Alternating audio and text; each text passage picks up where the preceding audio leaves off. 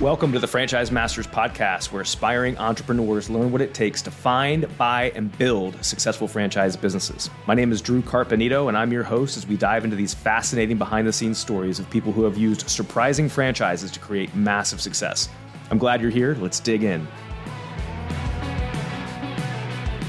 Welcome to the Franchise Masters podcast. I am joined today by a founder of one of the fastest growing franchises in the country, Restore Hyper Wellness. And, if you read Franchise Times magazine, you may have seen his face on the cover of it a few months ago. But Jim, welcome. Glad to have you. Thanks for having me. I'm looking forward to talking. Yeah, no, I've been following what you guys have been doing for a while, and it's impressive. But before we get into Restore, that's not the only thing that you've done. As we were talking before, we have a little bit of a mutual connection to Charlotte and whatnot. But have you been an entrepreneur your entire life, or did you do a stint in the corporate world for a little bit? Both. So I came from a family that we didn't have much money. My mom was a school teacher, my dad was an Army officer. So they told me straight up, like, if you need something, we'll give it to you. But if you want something, you got to go make it happen. And so I always had a series of jobs. I was always cutting grass and had these little side businesses. And then I went off to college and got my MBA and my undergrad in 4 years. So I was pretty ambitious and eager to get through school so I could go, be an entrepreneur. And I was getting my MBA at Georgia, and they had an entrepreneurship program, and you got to write a business plan for the class. And so I wrote my first business plan. It was for a golf ball recovery company where you'd go get the contracts for golf courses and you get all the balls out of the water hazards.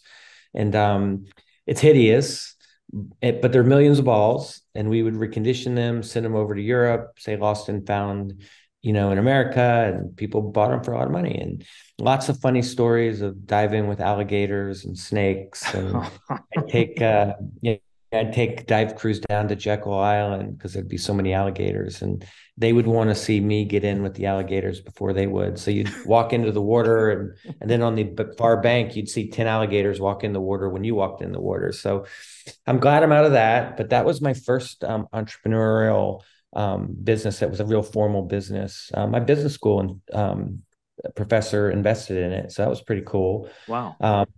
But I had a military commitment because the military paid for school. So I went off and did airborne school. I was in Ranger school when I got a call, and my business partner had literally stolen all the money, emptied the bank accounts, and I was in Ranger school. So that was kind of a real wake-up call as a young entrepreneur. But my dad taught me one thing and left me with one saying. He said, "Don't worry about it. There are no debtors' prisons in the U.S. As long as you tried hard, as long as you didn't tell anybody something that you didn't do, as long as you risk your money right alongside them, you can start again, any day." And so, having said that, I did have to go in the military as an Army officer, came out of the military, was going to be an entrepreneur, but I did not want to do it right away. I wanted to build a foundation. So I did do my corporate career. I went and worked for Kraft Foods as a brand manager for Jello Pudding and Cool Whip. I helped start a retail group at AT&T in Bell South. I developed new brands internationally for Coca-Cola, and then went up to Citibank in New York to help run a marketing group that was going to change the way Citibank did online banking. But the funny thing was, the first day I started, I met a buddy named Tony, and we literally started talking about business ideas that afternoon on our first day of work at Citibank. And we used to call Citibank the House of Pain. I don't mean anything bad about that. It was just in Long Island City. It was this building that stood by itself. Corporate America was, probably not my thing. So I always say Citibank was a great place to have worked. But long story short, about 2 years in, we started a company called iGo You Go. iGo You Go was an online travel community. And we had kind of missed the dot-com thing. It was starting to fizzle out. This was about 6 months, 8 months before 9/11. We were spending our own money.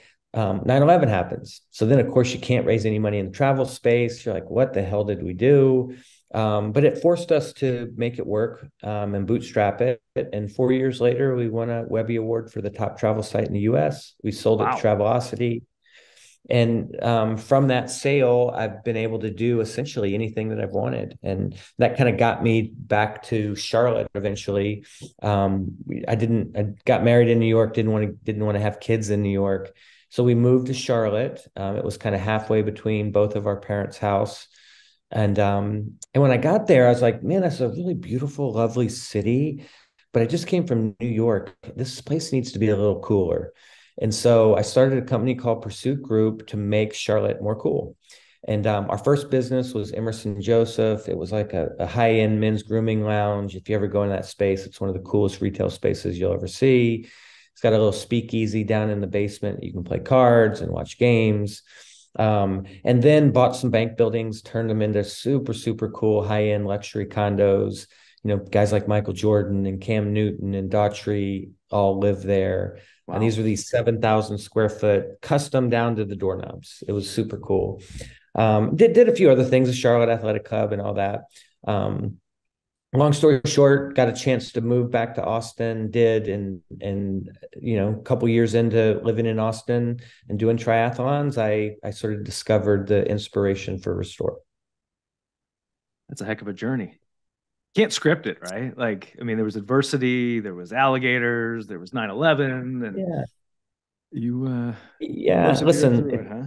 if you're going to be an entrepreneur, expect adversity. And if you can't get through adversity, then you're not going to make it. And, everyone looks at Restore, for instance, and says, man, what a sweet ride. Like, golly, that's like straight up and to the right. Well, trust me, there were some hard times and there will be other things that will create adversity. You gotta hang in there and kind of filter that out as best you can. Yeah, persevere, right? And That's keep right. fighting.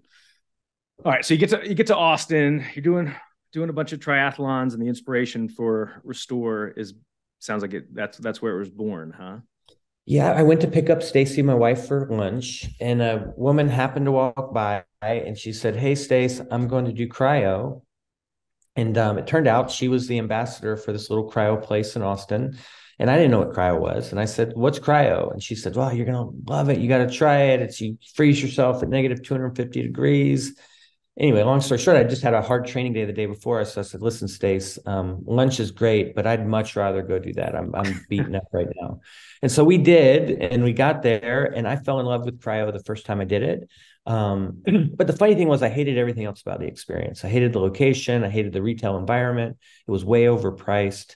And so I knew instantly, and I think that comes from being a multi-time entrepreneur, that I could make the experience better. And so that's exactly what I set out to do. And so a few months later, opened the first Restore location in Austin, then opened three or four more to kind of test the concept to make sure it wasn't just an Austin thing. Opened locations in Houston and Charlotte, put one in the Charlotte Athletic Club, which I still owned at the time, and just really kind of figured out what worked and what didn't. And the funny thing was, I knew I didn't want to just have a cryotherapy place. That's kind of a small business in the grand scheme of things. And it's also not defensible. Anybody can do a cryotherapy business. So started to layer in other pieces to it, medical services, ultimately got to 10 different services all under one roof, and then created all kinds of defensive barriers that made it really hard to replicate, and then went crazy. And now we're in 41 states and soon to be 44 by the end of this year, I think. Yeah, and we'll get into that run of growth that you guys have been on, which is impressive, and it's been rapid. But so you started, you see this cryo thing, check it out, put your spin on it, and feel like it needs to be broader than just the cryo. Like, how did you figure out these other services to layer in to what Restore Um, was and is? I yeah, I'd love to say I did a bunch of market research and was sophisticated about it.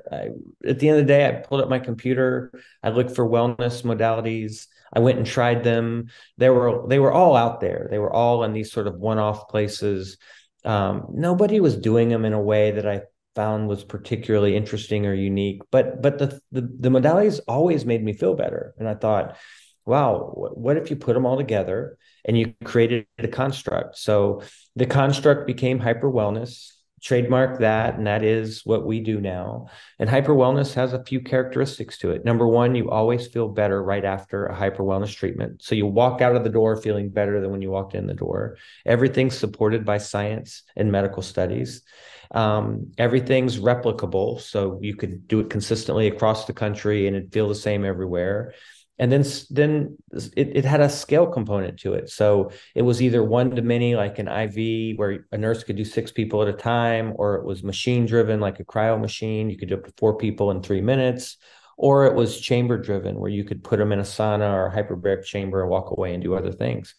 And so you could get an amazing amount of throughput, and it became a really lovely business. But at the end of the day, I tell people all the time, if I don't like it, it didn't in restore. That was the ultimately the bar. If I couldn't understand it, if I didn't like it, if I didn't feel better right away, and then I couldn't support it through some science and medical type studies, and then it didn't make it. I can personally vouch. Yeah, there's a ton of stuff out there. There's so much stuff in the wellness space. And I will say there's some voodoo, there's some witch doctor stuff, there's some stuff that's not supported, that have big claims around it. And then there's some really great stuff. And in the bucket of great stuff, there's great stuff that does have the studies, and then there's great stuff that doesn't have the studies. So we always say an absence of evidence doesn't mean it doesn't work. It just means someone hadn't gone out and spent $1 million to do a study. And then this little, this business where there's lots of little fragmented players, well, who's going to go write that $1 million check? It's got to be a decent sized company. So there's lots of stuff in the wellness space that we know it works because we see hundreds of thousands of customers, but doesn't quite have the sort of validation behind it that we want. So ultimately, we'll do those tests and we'll do those studies, and we'll be able to make even bigger claims about what they do. It sounds like that's how you've built the business model, to be able to kind of like layer in new services that might emerge that are backed by science, and the evidence is there to into different rooms, or be able to continue to offer that kind of one-stop shop for folks that want to get all different types of stuff related to anti-aging, feeling better, recovery, whatever it may be. Yeah. And we've had some things that we've taken out too. So the idea is you do have this place where you can kind of pull in, pull out if you needed to. So we, stretching was hard for us. We tried stretching. I love stretching, by the way, but it's a one-to-one service, hard to scale, hard to create consistency. It violated all of our hyper wellness tenets, but I just loved it. So that's the one that it didn't violate. And then we added stuff, and we'll continue to add stuff. None of what we do is trendy. Cold therapy has been around since Hippocrates. Hyperbaric chambers have been around for many decades. There's a reason that a hospital gives you an IV the first thing when you're admitted. I mean, I could go on and on, but all this stuff is seminal stuff. And so, some, once again, is more supported by studies. It's hard to study some of it. Like, for instance, cryotherapy. It's hard to do a double-blind study because you can't have a placebo, because if you froze or not. You can't say, well, this group thinks they froze but didn't, and this group did freeze. What are the results in the two groups? I mean, that's an impossible construct. So you have to be creative about how you do those kind of things. Yeah, it's interesting because it's not. You've simplified it, but there's a lot of complexity behind the scenes with everything that you guys have figured out. There is, and when you have a retail concept, by the way, it's got to be relatively simple. I mean, if there's an issue we run into, it is what I call cognitive bandwidth. And that is, you got folks making an hourly wage working at the front desk. We also have nurses and other folks in the store, but you have to be able to communicate, what the 10 different services help with and how they do it. And people have a lot of questions, and it's really hard to replicate, across the country, people that know everything about all of our modalities. So our goal is to make sure they know enough, and then make sure they're good at getting people to the rest of the information. Well, I can personally vouch for, I always forget her name, the head nurse at the Restore in Ray Farms here in Charlotte. She's awesome. I go in there and she teaches me something new every day. But I can personally vouch that the IV is amazing. And I just tell her, I said, hey, give me what you think she's like, what are you going to be doing? I'm like, well, going to be playing golf maybe for a few days with some guys, and she'll cook me up the right the right IV. Well, And that by the way, that's the way it should work. You should give her some input, and then she should tell you what you need. Because the typical person coming into a store, they don't know what they need.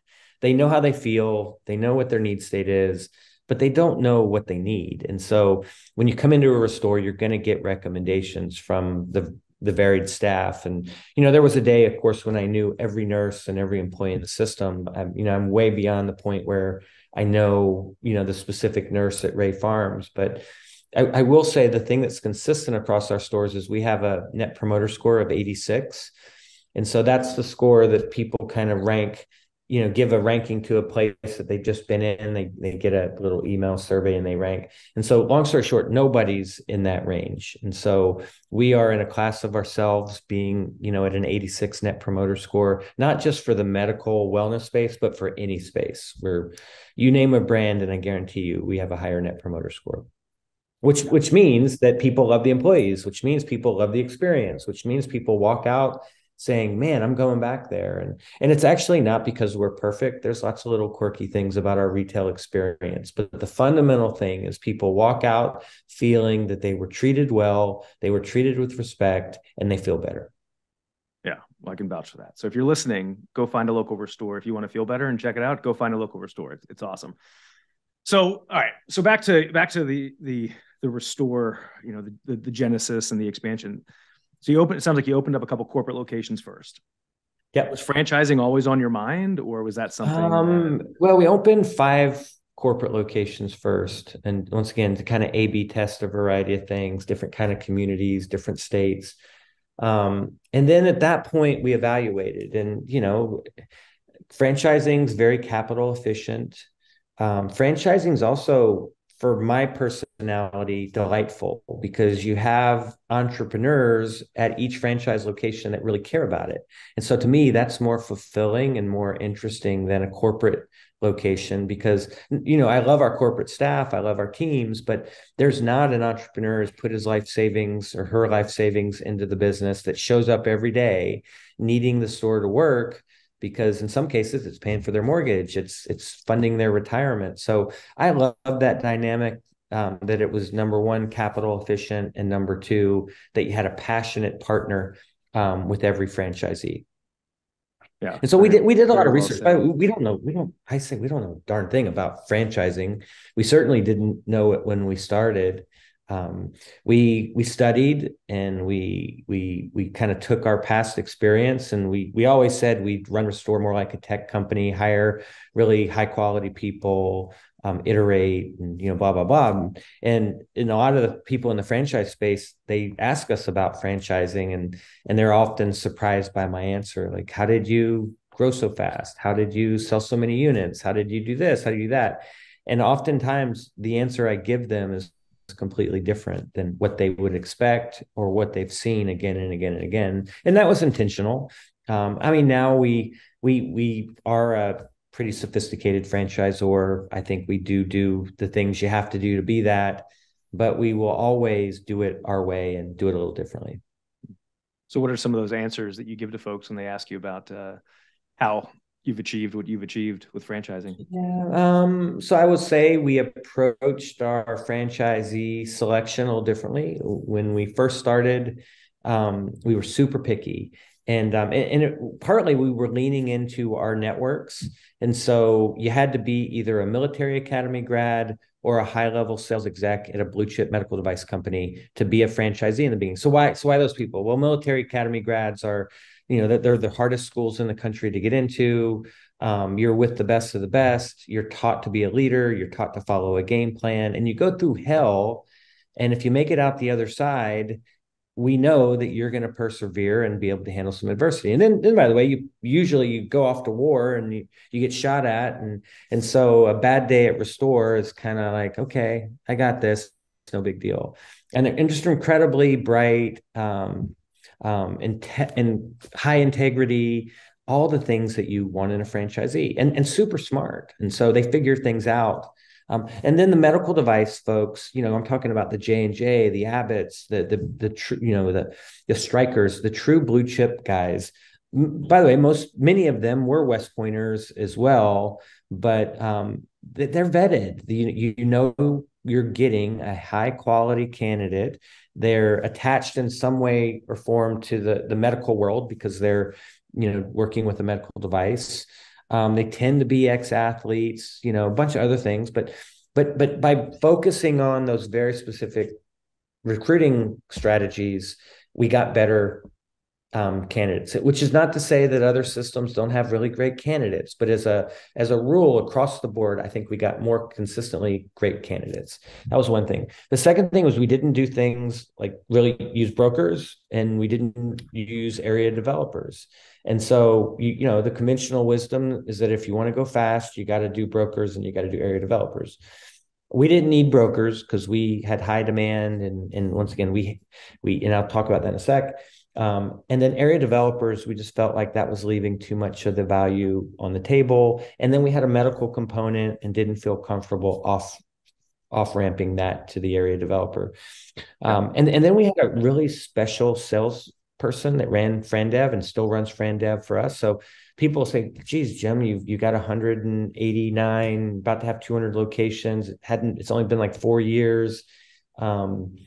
How'd you do that? And then you got another 500-600 under development agreements. Like, what'd you use? What system? Who? And I always say we use JJ.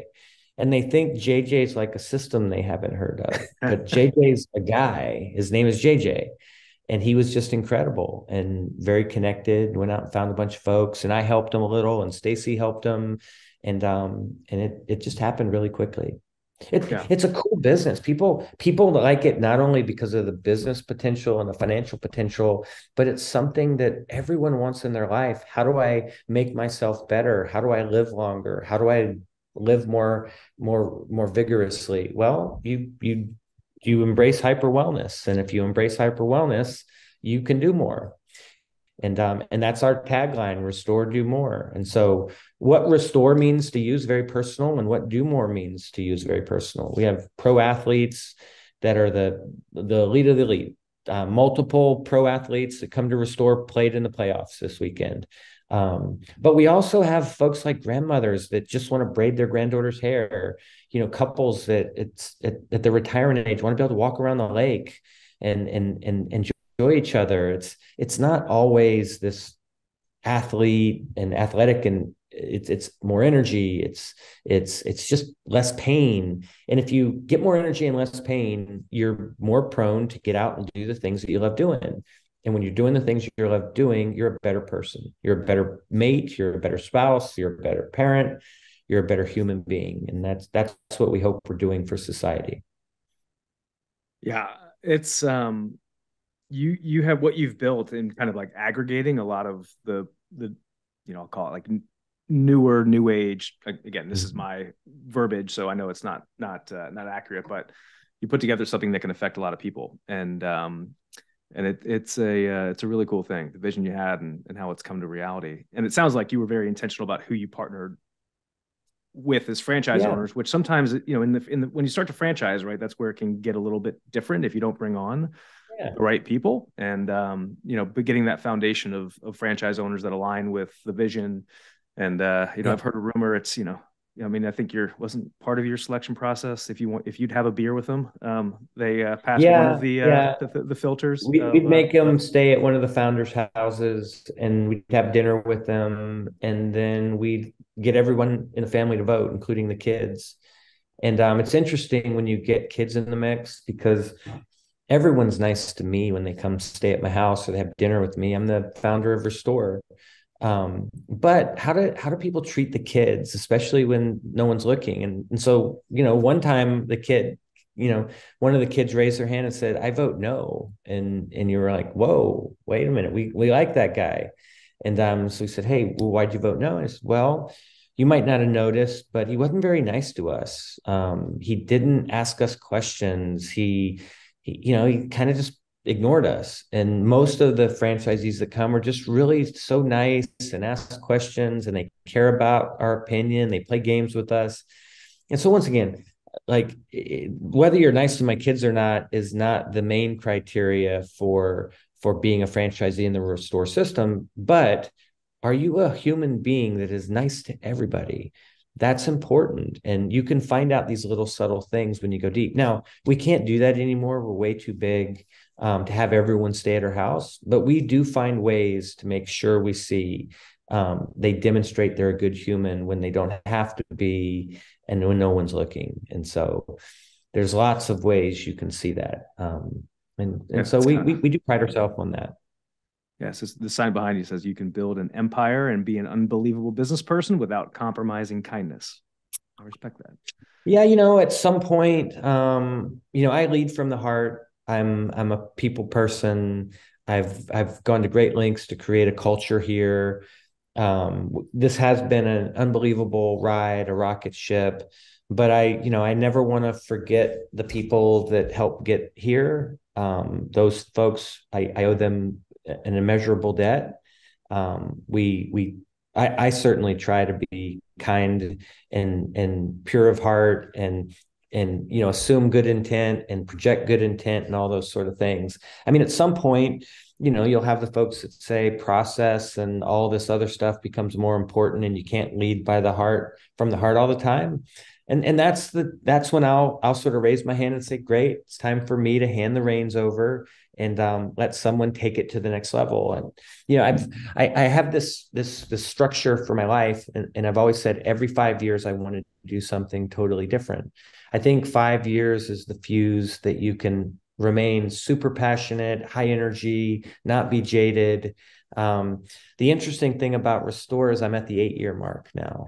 And so I'm 3 years past my construct. So I got to figure that out. I got to figure out, is this something I want to continue to do day to day? I mean, I'll never be out of it because, I'm a big owner here. I'm the founder, so that will never change. But you do have to look in the mirror and say, number one, am I the right person given the new phase we're in? And number two, I might be the right person, but am I willing to do it at the same intensity that I've always done it? And a lot of times the answer to one or both of those is no. And that's when you got to step aside. And so there will be a day, it may be soon, it may be a little farther off, where I say, that's awesome, but someone else needs to come do this. And then I can just observe from the sidelines, give my input, and then kind of enjoy the fruits of it. Continue to go in and get my services and chime in and put my opinion in, but not have to grind the spreadsheets and the HR issues and all that stuff that inevitably start to happen. Yeah, well, it sounds like you're very aware of the growth of the company and your, where you want to be and what you want to be doing and what the company might need, and to continue the path that it's on, which is, being aware like that says a lot about you as a leader. Well, you also, I'm an entrepreneur at heart. I like to build things. I like to start things. And you also start to get to the point where you're so big that it's harder to move the ship. Number one, you're not creating original things at the same pace, if at all. And there are things you want to do, like there are lots of things that I want to do in the health and wellness space that Restore will never do. It's, we have a model and we're going to stick to that model. And so once again, all those things sort of tug at you. And eventually the tug of war results in you getting pulled into the mud pit. Yeah. That means you go do something else. Yeah. Now with your growth, I mean, because you guys, you kind of went into hyper growth mode, right? A few years ago after you had the foundation. Yeah. Wasn't there like a point where you guys just kind of hit the hockey stick? I'd say relatively speaking, we've always grown faster than other franchise systems, particularly in the health and wellness space. The health and wellness space is incredibly difficult. And it's difficult because every state has its own set of regulations. So in the United States, it's really like 50 countries. And the regulatory boards, the cosmetology boards, medical boards, they're all different. They have different rules, different regulations. So you've got to set up a system that accommodates that. So it's really hard. But I would say, even if we weren't in the health and wellness space, most people would say, hey, you guys still a crazy rocket ship. Every 4 or 5 days, we're opening a new location. We have 5 grand openings this weekend, just this weekend. And so it it is a rocket ship, and it felt like a rocket ship from day one, to be quite honest. And there's a ton of space in front of us. We ultimately think we can open 1,500 locations in the United States, and then of course there's international and all that. So the journey is still got lots of stops along the way. Yeah, well, it's been a heck of a ride. So I got to ask you, did that franchisee that your kids voted no against, did they get approved? They did, but we had to go through a lot of extra steps. And to be fair, they've turned out to be incredibly kind and a great franchisee. And I did have the hard conversation with them to say, just as an FYI, this almost didn't happen. Now, we've got a good relationship that I can have that conversation with them. Yeah. And they appreciated it, by the way. They were like, well, that is not me. I don't know what was going on. Like I said, they've been beautiful. Now, if they had turned out to be bad, we would have elevated the kids as the sort of first funnel and changed the way we talk about things. But no, it was all good. It all worked out for the best. And I consider that franchisee to be a good friend. And by the way, I'm a people person. I consider most of the franchisees to be good friends. Yeah, that's great. Well, I admire what you're doing and the way you're going about it at the same time, being mindful of people and culture and balancing that with the growth of the company and all that good stuff. So, well, Jim, man, I appreciate it. Thank you for coming on here and sharing your story. My pleasure. Keep pushing, keep grinding. And if there's anything I can do to help, with your growth and help you reach more people, we'll certainly post this to our community. But I always enjoy talking about these things. I hope that everybody at some point in life gets their crack at being an entrepreneur, because it's a lot of fun. And other than that, thanks a lot for having me. I appreciate it.